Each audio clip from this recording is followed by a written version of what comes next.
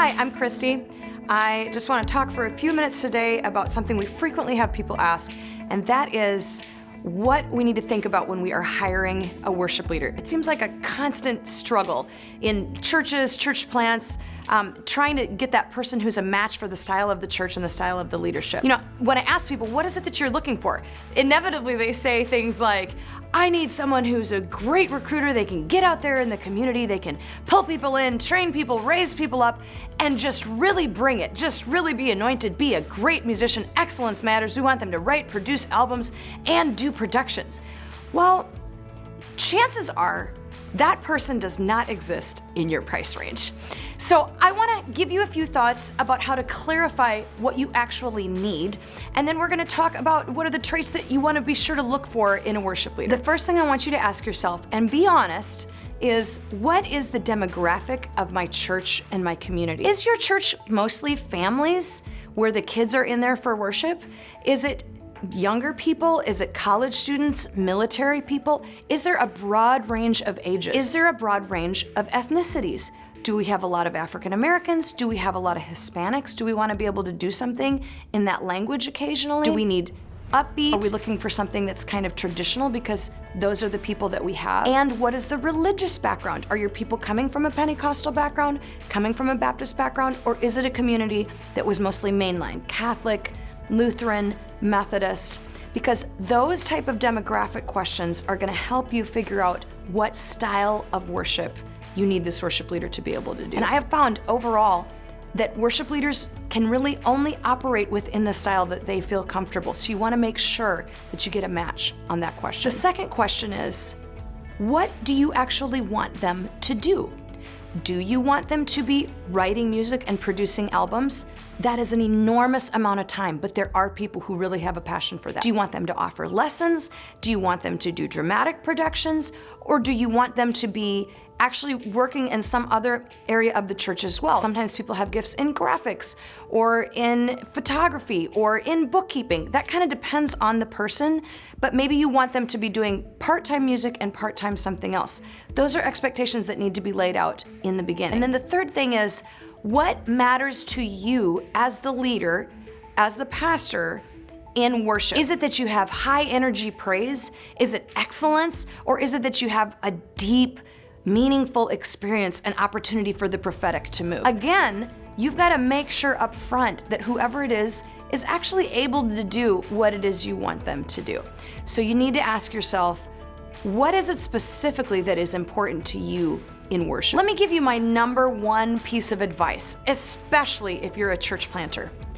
Don't hire a diva. Please don't hire a diva. They may be great, they may be able to really bring it, but chances are they're not going to be able to train people, raise people up. They're going to need somebody to do all the setup for them. They're going to need a full-time sound tech, and you better have a few extra people on hand in case they just decide not to come because they have a tummy ache. If you don't have all of those pieces, you should not be hiring a diva. So that's my number one piece of advice. These are the characteristics that I encourage people to look for, particularly in church planting. Number one, someone who is faithful. Faithful, faithful, faithful. They are gonna come when it snows. They're gonna come when it rains. They're gonna come when the truck doesn't start. They're gonna come when they don't feel well, or even when they have a sick kid.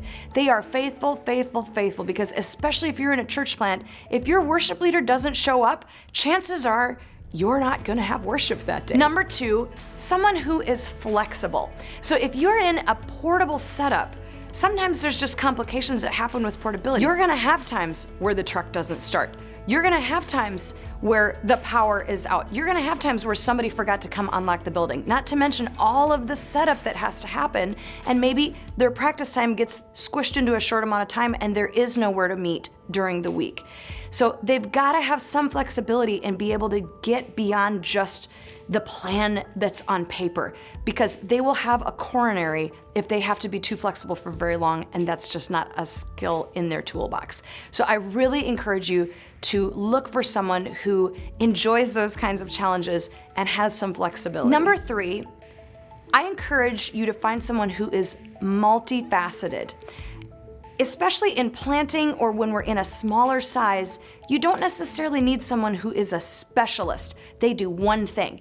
You need someone who's a generalist. It is best if they play a couple of different instruments and they sing, so that as they pull people into the team, they can work around to fill in the holes rather than being dependent on these certain types of players. I especially discourage church planners from specifically hiring people who can only sing. It is very difficult to run the rehearsal, write the charts, stop and make corrections along the way, and even know how to identify the problems if they don't play an instrument. So I would discourage you from hiring somebody who's only a singer. Go for someone who's able to play at least one instrument or a few, and like I said earlier, maybe even has a few other gifts that they can bring to your team outside of music. My last quality is for them to be a maximizer. What do I mean by that? Someone who has the ability to pull people in and pull the very best out of them. That they can pull new people into the team and catch them up to speed, help them develop as a player, develop as a singer, have some things written out, laid out that really give people information and something to work with so that they can continue to develop a team and broaden a team. So those are my thoughts on what you want to look for in a hire. Just my last couple of things on working together with a creative. So many pastors say to me, I just don't know how to work with my creatives. Well, I will say we are a little bit of a mystery. We are kind of a sensitive crowd, and we typically don't like to be told what to do. But here are some keys to working together with creative types. Number one, and I cannot overemphasize it, communicate, communicate, communicate. Meet weekly. Talk about what you're wanting this coming week. Talk about how last week went.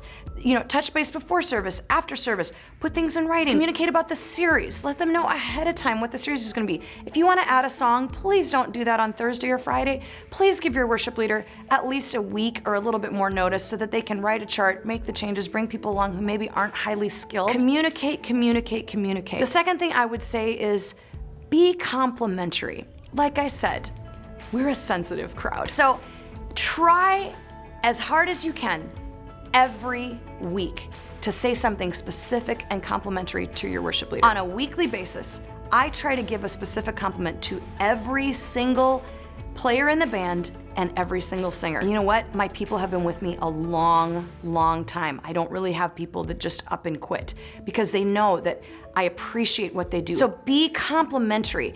And then the last thing is collaborate.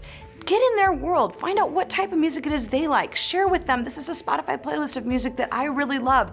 Or take a look at the songs that they're writing. I know it may seem to you like it's just time that you don't have, but it will go so far if you will try to collaborate and use each other's strengths. A good friend of mine who's a worship pastor said one time, we need both types. We need creatives and we need leadership types. If it was all left up to the creatives, it would be beautiful, but we wouldn't get anything done.